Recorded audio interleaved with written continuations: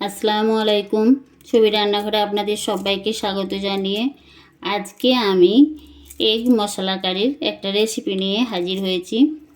আমার চ্যানেলে যদি প্রথমে এসে থাকেন বন্ধুরা, তাহলে আপনাদের কাছে অনুরোধ আমার চ্যানেলটিকে সাবস্ক্রাইব করে ভিডিওটিতে লাইক দিয়ে পুরো ভিডিওটা দেখতে থাকুন। আর আমার পুরনো বন্ধুদের পাশে থাকার জন্য অনেক অনেক ধন্যবাদ। এই এগ কারি মশলা আমি কিভাবে বানাচ্ছি সেটাই আপনাদের সঙ্গে শেয়ার করব। এগ মশলা কারি বানানোর জন্য আমি এখানে 5টা ডিম নিয়েছি, আর এই ডিমগুলো আমি সেদ্ধ করে নিয়েছি। একটু এভাবে চিড়ে দিলে পড়া ভাজার সময় তেলে যখন দেবো তখন আর ফাটবে না। আর আমি এই ডিমগুলো কুকারে সেদ্ধ করেছি বন্ধুরা। কুকারে খুব তাড়াতাড়ি ডিম সেদ্ধ হয়ে যায়, যে একটা সিটি দিলেই হবে। আর দেখুন কত সুন্দরভাবে ডিমগুলো সেদ্ধ হয়েছে। বেশি সিটি দেওয়া যাবে না, একটা সিটি দিলেই ডিমটা ঠিক এইভাবে সেদ্ধ হয়ে যাবে। আর দুটো সিটি দিলে ফেটে যাবে ডিমগুলো। আমি একটু করে চেড়ে দিয়েছি। দেব লবণ, হলুদ গুঁড়ো। ডিমের মধ্যে লবণ হলুদ মাখিয়ে নিয়েছি। আমি কড়াইয়ে সর্ষের তেল দিয়েছি, ডিমগুলো ভেজে নেব।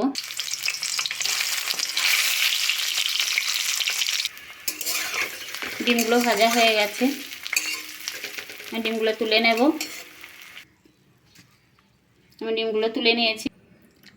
কড়াইয়ে তেল আছে, ডিম ভাজার পর ওই তেলে আমি আরও একটু সর্ষের তেল দিয়েছি। তেল গরম হয়ে গেছে, আমি এক বাটি পেঁয়াজ কুচানো নিয়েছি, ওটা দেব।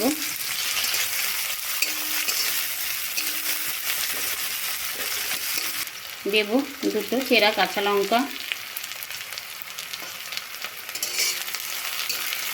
একটু পেঁয়াজগুলো নাড়াচাড়া করে নেব। পেঁয়াজগুলো একটু নাড়াচাড়া করে নিয়েছি।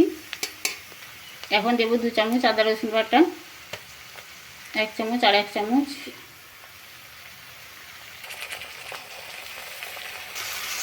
আদা রসুন তেলে কিছুক্ষণ নাড়াচাড়া করে নিয়েছি। এখন একে একে গুঁড়ো মশলা দেব।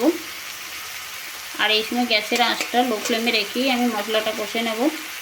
হলুদ গুঁড়ো 1 চামচ, লঙ্কা গুঁড়ো 1 চামচ, জিরে গুঁড়ো 1 চামচ, ধনে গুঁড়ো।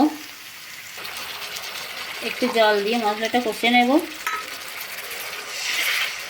আর টক দই দেব একটু মশলাটা কষার পর। পরিমাণ মতো লবণ, ফেটিয়ে রাখা 2 চামচ টক দই দেব। বাটিটা ধুয়ে একটু জল দিলাম। আরও কিছুক্ষণ এটা কষিয়ে নেব মশলাটা। মশলা থেকে জল ছেড়ে দিয়েছে, মশলা কষা হয়ে গেছে। বুঝতেই পারা যাচ্ছে মশলাটা কষা হয়ে গেছে। এখন আমি জল দিয়ে দেব একটু গ্রেভির জন্য।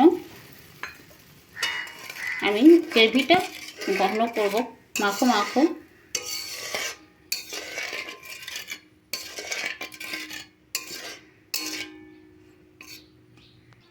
ঢাকা দিয়ে গ্রেভিটা ফুটতে দেব।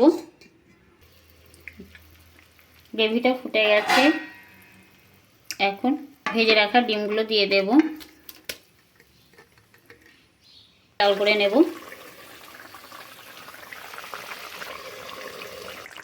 বন্ধুরা, হয়ে গেছে আমার এগ মশলা কারি। সব শেষে গরম মশলা ছড়িয়ে দেব।